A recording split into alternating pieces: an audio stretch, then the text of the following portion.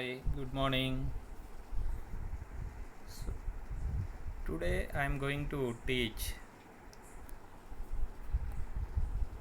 grade 10th NCERT Social Science, that is India and the Contemporary World Part 2. So we have learned India and the Contemporary World Part 1 in the grade 9th. In continuation, in grade 10th, we are going to learn a detailed information about India and the contemporary world in part 2 in grade 10th. So under this second chapter today we are going to learn, that is about nationalism in India.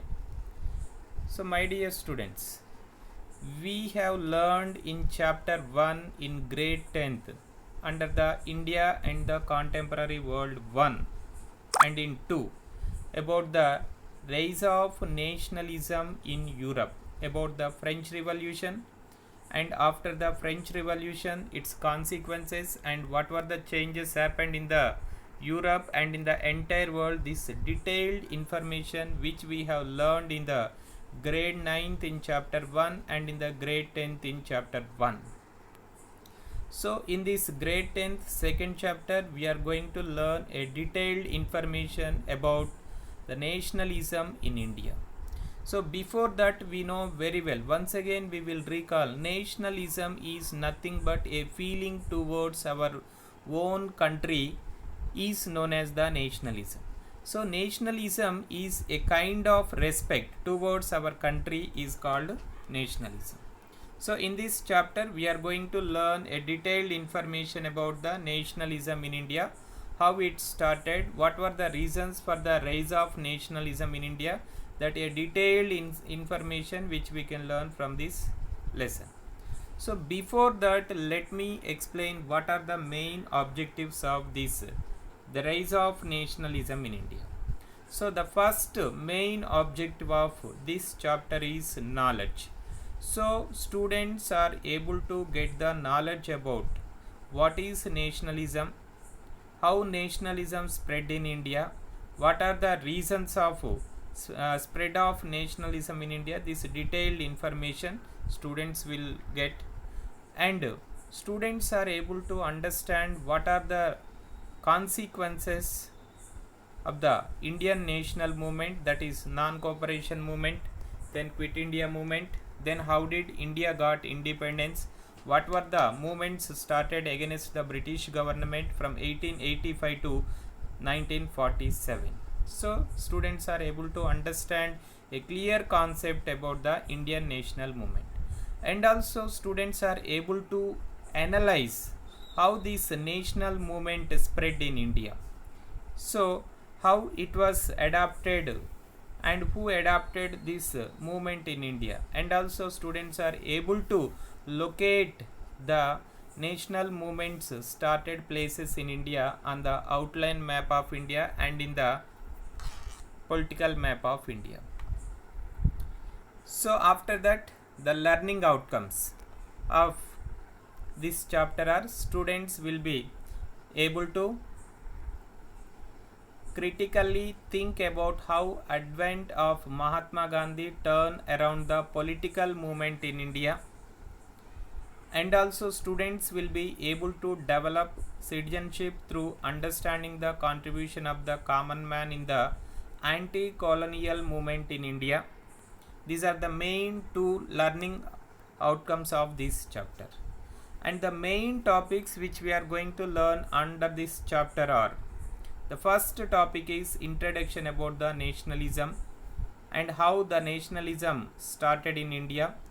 So what were the main reasons for the rise of nationalism in India? This detailed introduction information which we can learn from the introduction part. Then in the second topic from this chapter is the First World War, Khilafat and non-cooperation movement. And the third topic from this chapter we are going to learn about is differing strands with the movement. and the fourth topic is towards civil disobedience movement, and the next topic is about the sense of collective belonging. These are the main topics which we are going to learn from this entire chapter. So the first is about the introduction. So under the introduction, we will learn the detailed information about the Indian national movement started up to 1947, continued up to 1947. In India and as in many other colonies, the growth of modern nationalism is intimately connected to the anti-colonial movement, which means these European traders had established their trade centers in the different parts of the world, not only in India, even in other Asian countries, in European countries, and in other African countries. They had established their trade centers, and wherever they had established their trade centers, there the people started a movement against their administration, their policies against to the people in local areas, and people began discovering their unity in the process of their struggle with colonialism. Means when the British East India Company and other European traders had established their administrations in the different parts of the world, and how their administration policies, when these were against to the public, then the people, they started thinking about the British administration, and they started making unity among the people, those who are living in the country. So, and also there were many changes happened in the colonial countries, wherever the European traders had established their trade centers in the different parts of the world. The sense of being oppressed under colonialism provided a shared bond that tied many different groups together. So before this colonial period, before the establishment of this European traders administration, there was no unity among the people in the different countries. When the administration had established, when the governments had introduced many methods against the public, then the people started making unity and started fighting against the colonial governments. So in this way, one of the country, that is wherever we are living at present, which was under the control of the British East India Company. So the Britishers had established their administration. Basically they came to India for only trade purpose, but later they occupied the entire country and they ruled directly, and they followed the different methods against the Indians. That is why Indians started a movement against the British East India Company and the British government. The movement, we can call it as the Indian National Movement. So, but each class and group felt the effects of colonialism differently. Their experiences were varied, and their notions of freedom were not always the same. So, India is a huge country, so which is more than at present 130 crores population, but at the time of its independence, its population was only 50 crores population. So, at the time, what happened? The whatever the methods, the administration policies the British East India Company followed, which were uneven and unequal over the country. That is why people have the different experiences about the British East Indian Company and their policies and their methods.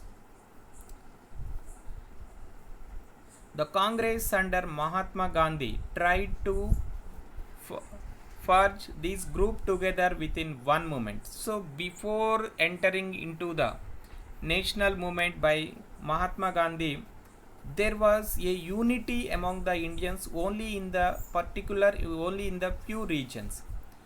When the Mahatma Gandhi entered into the Indian national movement, then the unity was spread in the entire country. Then the people together, they started a movement against the British East India Company and their administrations. But unity did not emerge without conflict. So this unity, to bring the unity among the Indians, it took many years of time, because it was one of the a risk, and it was one of the major problem. That is why the Indians, they took many years of time to get the independence. So in this chapter we will pick up the story from the 1920s and study the non-cooperation and civil disobedience movements. We will explore how the Congress sought to develop the national movement, how different social groups participated in the movement, and how nationalism captured the imagination of people. So before going to, actually this chapter tells us about from 1920 of Indian national movement. Means when the Mahatma Gandhi entered in the Indian national movement from 1920 to 1947 till getting independence, the detailed information has given in this chapter. But before going to learn this detailed information, we should have the basic knowledge about the before 1920 what happened in India. So already in our previous classes, like in grade 8th, grade 9th, we have learned these things about Indian national movement. So how the European traders came to India, how did they establish their trade centers in India, then what were the methods they followed for the establishment of their colonies, that everything which we have learned in our previous classes. Okay, once again we will recall the things which were happened in Indian history up to 1920. So the major incident which was happened in 1498. I think everybody knows, you are able to recall now what happened in 1498.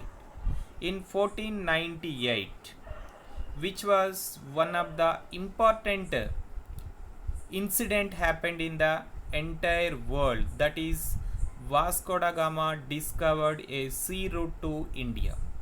Do you know who was Vasco da Gama? Vasco da Gama, he was a Portuguese explorer who discovered sea route to India in 1498. Then after discovering sea route to India in 1498, then the European traders, they started to India for trade purpose. In this way, the first they took the permission from the Indian local rulers, then they started their trade activities with the Indians. In this way, the first traders who came to India were the Portuguese traders. So the Portuguese traders, they reached the Calicut in the western coast, and they took the permission from the local rulers, and they had established their trade centers in the different parts of the country. By seeing the huge profit from the Indian trade, the other European traders also came to India. In this way, the Portuguese were followed by the Dutch traders, and they also took permission from the Indian rulers, and they also had established their trade centers in the east and the west coastal areas. Then followed by the British East India Company, they also took permission from the Queen Elizabeth from the England, and they also took permission from the Indian Mughal rulers. Then they had established their trade centers in India. And after the British, the Danish traders, Danish means the traders who came to India from the Denmark are called as the Danish. Here we have to understand the Dutch traders. Dutch traders means the traders who came to India from the Netherlands country are called as the Dutch traders. Danish means the traders who came to India from the Denmark are called as the Danish. So at last the French traders came to India, and they also took the permission from the Indian local leaders, and they had established their trade centers. So like that, the first step for the European traders entering in our country is the discovery of sea route to India by the Vasco da Gama, who was a Portuguese explorer. Okay, next, after what happened? After when all these European companies had established their trade centers, then what happened? So there were many wars, there were many battles among these European trading companies. So these European trading companies fought each other. There were many wars, many battles were happened. Then finally other European companies, traders did not compete with the British East India Company, because the British East India Company has the weapons and the soldiers and the well advanced technology. That is why other European companies, they did not compete with the British East India Company, then they left the country. So after the establishment of their trade centers in the entire country, then they started slowly entering into the Indian politics. In this way, what happened in the Bengal, the first incident which was happened in 1757. So after the death of the last Mughal ruler Aurangzeb, later whoever ascended the throne in the Mughal dynasty were the very weak rulers. They did not hold powers in their hands. So that is why the Nawabs, they started independent administration. In this way, one of the territory of the Mughal rulers was Bengal province. This Bengal province was started, independent administration was started by the Murshid Quli Khan, then his successor Alivardi Khan, then his grandson Siraj Uddaulah. So in 1757, Siraj Uddaulah became the Nawab of Bengal. And at the time, what happened, British East India Company, they started their fortification, construction of factories, godowns and many other buildings without the permission of Nawab of Bengal.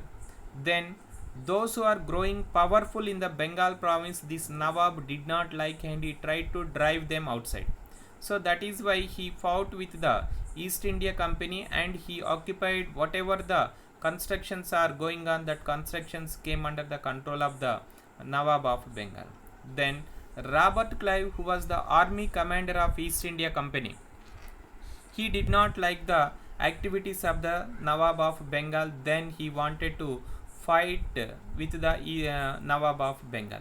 Thus he made a secret conspiracy with the army commander of Nawab of Bengal, that is Mir Jafar, and he promised to the Mir Jafar, if he supported to the East India Company in the battle between the Nawab of Bengal and the East India Company, then after the battle he wanted to make him to the Nawab of Bengal. So the battle was started between the East India Company and the Nawab of Bengal in 1757 at Plassey. That is why the battle we can call it as the Plassey battle. In this battle, the Siraj Uddaulah, he was easily defeated by the East India Company because his army commander Mir Jafar, he did not support to his king. So this was the incident happened in the 1750s. Thus the British East India Company had established their administration in India. This is the first incident happened in India. Then second, what happened, 1764 Buxar battle was happened. So after the Plassey battle, then British East India Company made Mir Jafar was the Nawab of Bengal, because they promised to the Mir Jafar that he would become the Nawab of Bengal. So that is why in 1764 up to 1764 what happened, the Bengal province was under the control of Nawab of that is Mir Jafar. So Mir Jafar, he was a puppet in the hands of East India Company. He did not like the policies followed by the East India Company. Then he turned against to the East India Company. Thus East India Company had removed the powers of Mir Jafar, and East India Company made Mir Qasim was the Nawab of Bengal. Then Mir Qasim also did not like the British policies. Then he also turned against the East India Company. Then he was supported by the many other Indian rulers. Then finally there was a battle between the East India Company and the Indian rulers, which was happened in 1764. This battle we can call it as the Buxar battle. Next, after this Buxar battle, the East India Company directly they started their administration in the Bengal province. This was the first province which was under the control, came under the control of East India Company. Then after, the British East India Company followed the different methods to occupy the entire country. In this way, so they fought with the Mysore rulers. Anglo-Mysore wars were happened from 1767 to 1792. In between, there were three Anglo-Mysore wars. The first Anglo-Mysore war was happened between the Hyder Ali, who was the Nawab of, who was the ruler of Mysore, 1767 to 1769, 2 years which was happened. And the second Anglo-Mysore was happened 1780 to 1784. Then third Mysore war was happened from 1790 to 1792. Then finally the Mysore territory came under the control of East India Company. Thus they occupied this Mysore kingdom and they started their administration. And the next, they followed many other methods to occupy the entire country. In this, the one famous method, the policy, was the doctrine of lapse. According to the doctrine of lapse, it was introduced by the Dalhousie. According to the doctrine of lapse, if any Indian ruler died without a male child, his or her kingdom would be comes under the control of the East India Company. So this was the policy. In this way, few kingdoms, Indian kingdoms like Jhansi, Satara, few kingdoms came under the control of East India Company. This was the other method they followed to occupy the Indian territory. And the next method was followed by the East India Company was subsidiary alliance. According to the subsidiary alliance, no Indian ruler has the power to maintain its own armies. Whenever the kings required, then the East India Company had supplied the armies. So thus they have to pay some tax to the East India Company for utilizing the services of the soldiers. So if any kingdom is unable to pay the taxes, then his kingdom would be comes under the control of the East India Company. So under these subsidiary alliances, many kingdoms came under the control of the East India Company. And one more method they followed, that is they fought directly with the Maratha rulers, that is the wars we can call it as the Anglo-Maratha wars. So there were three wars between the Maratha rulers and the East India Company. The first battle was happened from 1775 to 82. Then second war between the Maratha Empire and the East India Company, that is 1803 to 1805. Then the third one is 1817 to 1818. Then finally the East India Company, they occupied the Maratha Empire. Do you know what could be the reason? Because they were very powerful. The East India Company had a large army, and the East India Company had the weapons, advanced technology, training and everything. Because of these reasons, they succeeded in all the wars with the Indian rulers. And at last, against to their methods and administrations, Indians together under the leadership of Jhansi Lakshmibai, Nana Sahib, Tantia Tope and many other leaders, they together fought against to the East India Company in 1857. This battle we can call it as the first war of Indian independence, so which was happened in 1857, but it was easily suppressed by the East India Company because there was no proper leadership among the Indian rulers, and there was no unity among the Indian rulers, and Indians did not have any training, and Indians did not have any weapons. These were the main reasons for the failure of 1857 revolt. So these were the incidents happened from up to 1857. Then after the failure of 1857, what happened in Indian history? So some of the educated Indians, with the support of some of the British retired officers, they had established one national organization. So before Indian National Congress, there were many associations had been established in the different parts of the country, but these associations were limited to a particular region. It was not spread in the entire country. Because of that reason, they decided to establish one common organization and association for the entire country to get a freedom. So in this way, in 1885, Indian National Congress was established by A.O. Hume. He was one of the retired officer. And in 1885, there were many Indian leaders attended to that meeting, and they appointed W.C. Banerjee. Umesh Chandra Banerjee was the president of the Indian National Congress. So thus one national organization was established in India in 1885 to get the freedom for our country, which organization we can call it as the INC, Indian National Congress. So which is continued its services up to 1947. Because of this organization, then finally India got its independence. So this Indian National Congress and this Indian national movement, the real movement started in 1885 and it was ended in 1947. So from 1885 to 1947, this entire movement was divided into three major periods. One is the moderates period, which is extended from 1885 to 1905, and the second period was extremist period, which is extended from 1905 to 1919, and the third period is the Gandhian period, which is extended from the 1919 to 1947.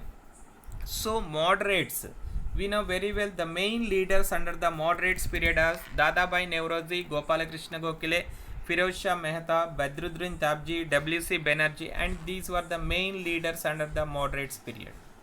And the extremist period, the main leaders were Lal Bal Pal. Popularly, they were called as Lal Bal Pal. Lal means Lala Lajpat Rai, Bal means Bal Gangadhar Tilak, Pal means Bipin Chandra Pal. And under the Gandhian period, Mahatma Gandhi was the main leader. Under his leadership, then India got finally independence in 1947. And the methods followed by the moderates were only the giving representations to the British East India Company and requesting, then begging. These were the different methods followed towards the British East India Company, but the British East India Company did not listen the words of the moderates. That is why the extremists came to the Indian National Congress. They took the leadership, they led the Indian National Congress, and they continued from 1905 to 1919, and their methods were all violent, directly attacking on the British officers, killing, and all these violent methods were followed. Also, India could not get independence. Then after Mahatma Gandhi entered into the Indian national movement in 1919 till 1947, he worked. Under his leadership, finally India got its independence. So what were the incidents happened from 1919 to 1947, which we are going to learn from this chapter? So in the next class we will